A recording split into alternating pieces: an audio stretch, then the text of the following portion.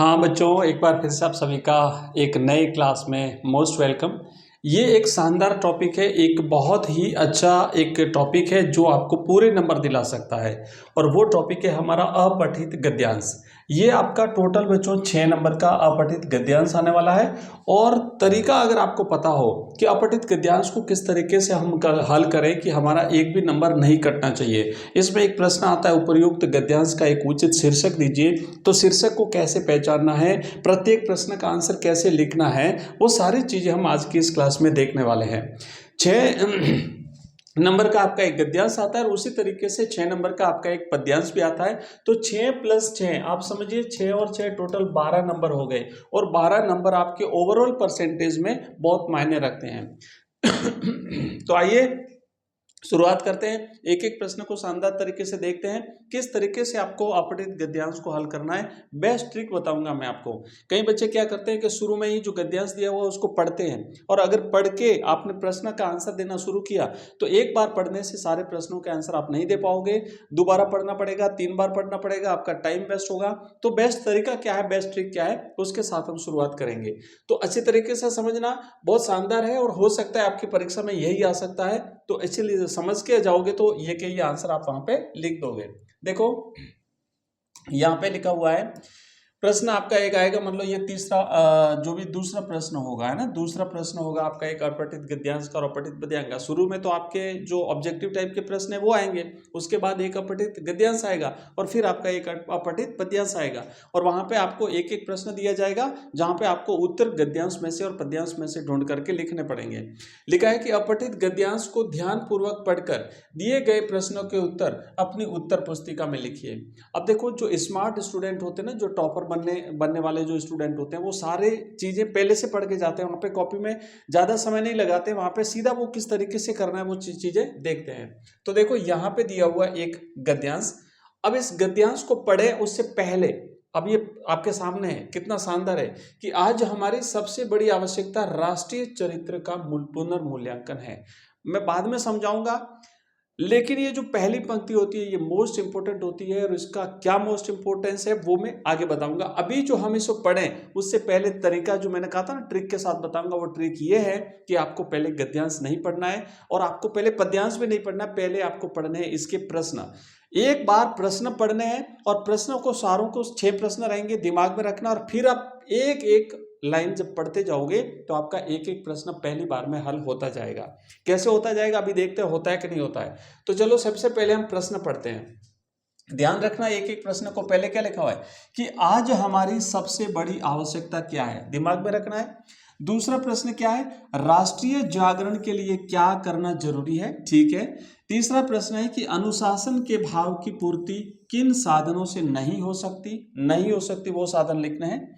उसके बाद लिखा है कि स्वावलंबी शब्द में प्रत्येक शब्द बताइए। अब ये तो व्याकरण का प्रश्न बन गया, हालांकि वहां पे देखेंगे बट यहां से आपको पता चल जाएगा इसका। तो उपर्युक्त गद्यांश का उपयुक्त शीर्षक क्या है, और फिर है राष्ट्रीय चरित्र के विकास के लिए किसकी आवश्यकता है। तो सारे प्रश्न आपके दिमाग में है ना। अब देखो एक एक प्रश्न हम यहां से पहली पंक्ति से पढ़ेंगे और सभी प्रश्नों का आंसर हम यहां से देते जाएंगे। तो आज हमारी सबसे बड़ी आवश्यकता क्या है, चलो देखते हैं क्या आवश्यकता है। देखो लिखा है, आज हमारी सबसे बड़ी आवश्यकता राष्ट्रीय चरित्र का पुनर्मूल्यांकन है। तो यह हो गया हमारा पहले प्रश्न का आंसर। आप लिखेंगे कि आज हमारी सबसे बड़ी आवश्यकता, यहां से लेके यहां तक लिख दीजिए। ये पहली पंक्ति का सीधा सीधा आंसर आपके सामने लिखा हुआ है। आपने अगर पहले गद्यांश पढ़ा होता, फिर आप वापस प्रश्न पढ़ते और फिर वापस आपको गद्यांश पढ़ना पड़ता। तो सबसे बेस्ट तरीका है, पहले प्रश्न पढ़ेंगे और फिर गद्यांश पढ़ेंगे। आइए आगे बढ़ते हैं। भारत नारों और बिल्लों पर नहीं रह सकता, उसके जीने के लिए ठोस आधार चाहिए। ये पंक्ति हमें कहीं इसकी आवश्यकता नहीं पड़ेगी, इसलिए आगे बढ़ते हैं। यह ठोस आधार युवा पीढ़ी को अनुप्राणित किए बिना, राष्ट्र की आत्मा को जगाए बिना प्राप्त नहीं किया जा सकता।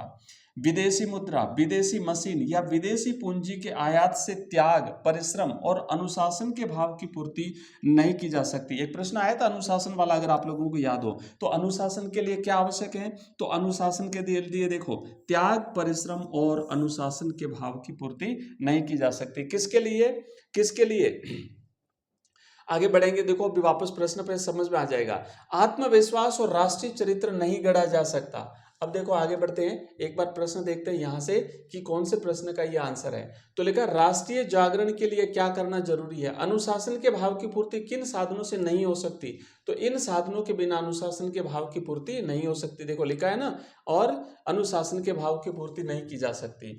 मतलब देखो यहाँ पे लिखा हुआ है कि त्याग, परिश्रम और अनुशासन के भाव की पूर्ति नहीं की जा सकती। त्याग और परिश्रम के बिना अनुशासन के भाव की पूर्ति नहीं की जा सकती। आगे बढ़ो, नेक्स्ट देखो लिखा हुआ है, फिर यहाँ पे पढ़ेंगे, इसको एक बार पढ़ लेते हैं। स्वतंत्रता के पश्चात हम जिन तेजी से आसानी की ओर भागे, उसी कारण आज हमारी राष्ट्रीय कठिनाइयों में वृद्धि हुई है। समस्याओं को चुनौती स्वीकार न करके हम उनका विकल्प खोजने में लगे हैं। आज आवश्यकता एक मनस्वी, राष्ट्र प्रेमी, स्वावलंबी और अनुशासित राष्ट्रीय चरित्र के विकास की है। तो ओवरऑल अगर हम बात करें तो बात हो रही है हमारे राष्ट्रीय चरित्र के पुनर्मूल्यांकन की, राष्ट्रीय चरित्र के निर्माण की। तो एक प्रश्न देखो यहाँ पे आया था, उपयुक्त गद्यांश का उपयुक्त शीर्षक क्या है। तो ध्यान रखना, हमेशा शीर्षक आपको पहली पंक्ति में मिलेगा। क्या है पहली पंक्ति? पहली पंक्ति है राष्ट्रीय चरित्र का पुनर्मूल्यांकन। राष्ट्रीय चरित्र का पुनर्मूल्यांकन ये आपका शीर्षक हो गया। तो ये एक बात फिक्स रखना कि लगभग 90% संभावना ये रहती है बच्चों, 90% संभावना ये रहती है कि आपको जो शीर्षक है, जो गद्यांश का, जो गद्यांश का जो शीर्षक होता है वो हमेशा पहली पंक्ति में मिलता है, विशेष करके गद्यांश में। तो ये मिल गया आपको। अब देखो बाकी जो प्रश्न थे ना, वो सारे के सारे प्रश्नों के आंसर भी हम यहाँ पे एक एक करके देख लेते हैं। पहला प्रश्न क्या था कि आज हमारी सबसे बड़ी आवश्यकता क्या है। तो राष्ट्रीय चरित्र का पुनर्मूल्यांकन हमारी आज की सबसे बड़ी आवश्यकता है। पहली पंक्ति में दिया हुआ ना, साफ साफ दिया हुआ ना यहाँ पे जो हमने देखा था। देखो दूसरा प्रश्न क्या कहा है, दूसरा प्रश्न का है कि राष्ट्रीय जागरण के लिए क्या करना जरूरी है। मतलब राष्ट्र को जगाना है, आप देशवासियों को जगाना है। तो राष्ट्रीय जागरण के लिए युवा पीढ़ी को अनुप्राणित करना जरूरी है। देखो साफ साफ लिखा हुआ है, राष्ट्रीय जागरण के लिए हमें क्या करना है। तो यह ठोस आधार युवा पीढ़ी को अनुप्राणित किए बिना, राष्ट्र की आत्मा को जगाए बिना प्राप्त नहीं किया जा सकता। तो क्या करना है हमें, युवा पीढ़ी को अनुप्राणित करना है, युवा पीढ़ी को प्रेरित करना है। आगे बढ़ो, तीसरा प्रश्न क्या लिखा हुआ है। तीसरा प्रश्न है बच्चों की अनुशासन के भाव की पूर्ति किन साधनों से नहीं की जा सकती। विदेशी मुद्रा पूंजी, विदेशी मशीन और आसानी से विकल्प से अनुशासन के भाव की पूर्ति नहीं की जा सकती। हम अगर दूसरे देशों पर निर्भर रहेंगे, हम अगर विदेशों पर निर्भर रहेंगे, विदेशी वस्तुओं पर निर्भर रहेंगे, तो हम जो क्या कर नहीं कर सकते, हम आत्म अनुशासन की पूर्ति हम नहीं कर सकते। स्वावलंबी शब्द में प्रत्यय क्या, देखो स्वावलंब है ना, स्वावलंब धन ई प्रत्यय है, ई है ना, बड़ी ई प्रत्यय है। तो ये ई प्रत्यय है इसमें। स्वावलंबी शब्द में प्रत्यय क्या है, प्रत्यय हमेशा पीछे लगते हैं, तो ध्यान रखना ई प्रत्यय है।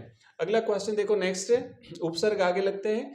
उपर्युक्त गद्यांश का उपयुक्त शीर्षक क्या है, राष्ट्रीय चरित्र का निर्माण करना, राष्ट्रीय चरित्र का पुनर्मूल्यांकन करना, राष्ट्रीय चरित्र का पुनर्मूल्यांकन, राष्ट्रीय चरित्र का निर्माण, ऐसे आप शीर्षक लिख सकते हैं।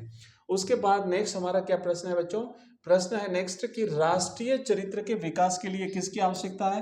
तो राष्ट्रीय चरित्र के विकास के लिए राष्ट्र प्रेम की भावना, स्वावलंबन और साथ ही साथ अनुशासन की आवश्यकता होती है।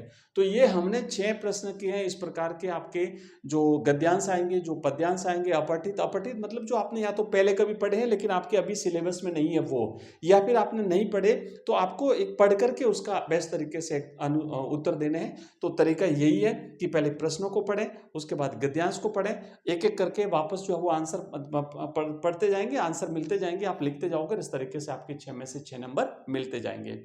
अगर आप कहोगे तो मैं और 1-2 एग्जाम्पल, आपके बेस्ट एग्जाम्पल आपको और अवेलेबल करा दूंगा, अपठित गद्यांश का और अपठित पद्यांश का भी।